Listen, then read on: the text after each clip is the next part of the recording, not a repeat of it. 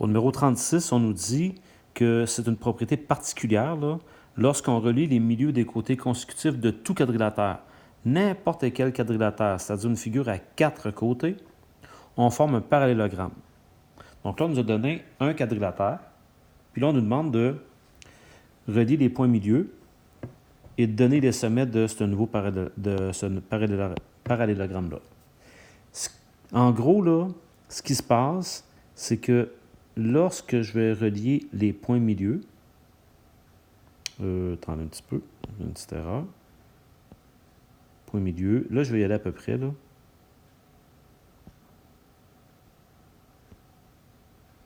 Quand je relie les points milieux, là, je me rends compte que ça donne bel et bien un parallélogramme. Donc, les points milieux. Je mets ça ici, là. Le point milieu entre deux points. Le principe, c'est x1 plus x2 sur 2. C'est y1 plus y2 sur 2. Alors, admettons que je le fais avec, pour commencer, les deux points qui sont ici, c'est-à-dire lui et lui. Donc, je vais trouver le point milieu en jaune.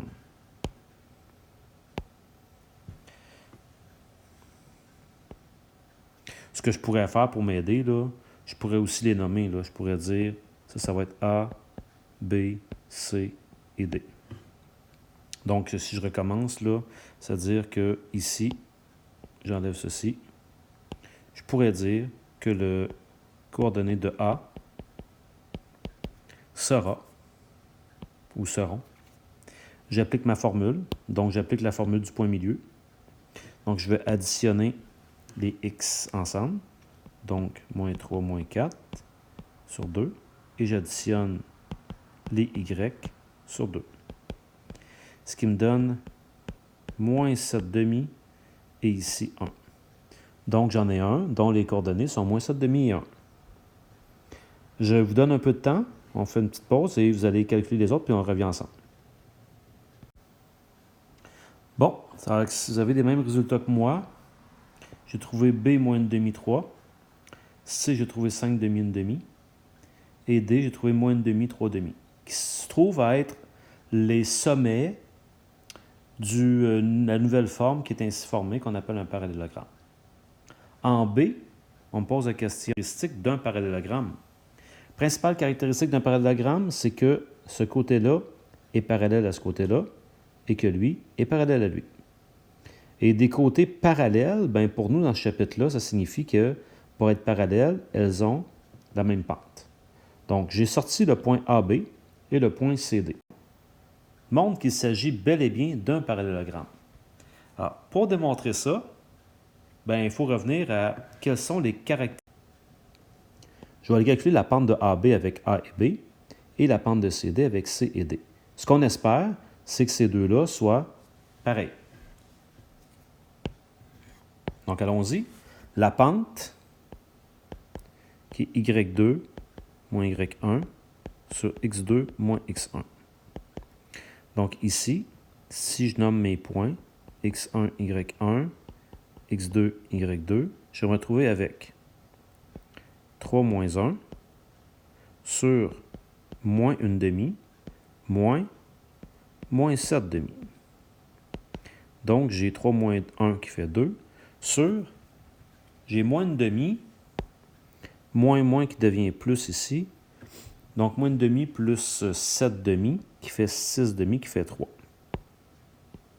Donc, la pente ici, c'est 2 tiers. Allons voir la pente de l'autre.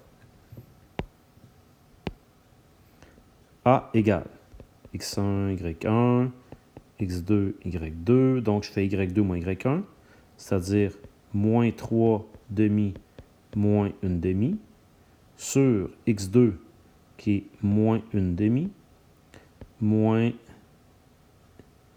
x1 qui est 5 demi.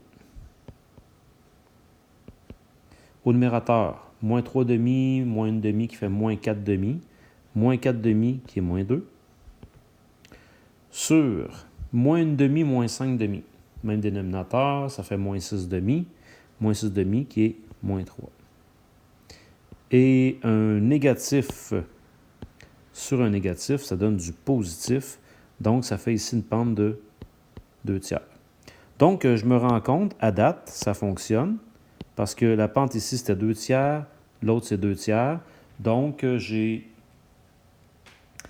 deux côtés qui sont parallèles. Il me restera à faire la même chose avec les deux autres paires de côtés. Et je vous laisse faire le périmètre, puisque le périmètre, c'est essentiellement pas très compliqué, hein, parce que ce que vous allez faire, vous allez calculer, par exemple, la distance entre A et B. Et la distance, vous allez faire ça en utilisant la formule, la racine carrée de x2 moins x1 au carré plus y2 moins y1 au carré. Et là, vous allez faire ça pour chacun des côtés. Vous pouvez en faire pour 2 puis multiplier par 2 par la suite parce que les côtés d'un parallélogramme sont identiques. Ceux qui sont un en face de l'autre. Donc, on en calcule un, on fait x2. Je calcule l'autre, je fais x2. Et j'additionne le tout. Vous avez des fractions, faites bien attention. Si ça peut vous aider, vous pouvez travailler en nombre décimaux, là, et vous devriez arriver à 15,02 ou tout près de là à la fin.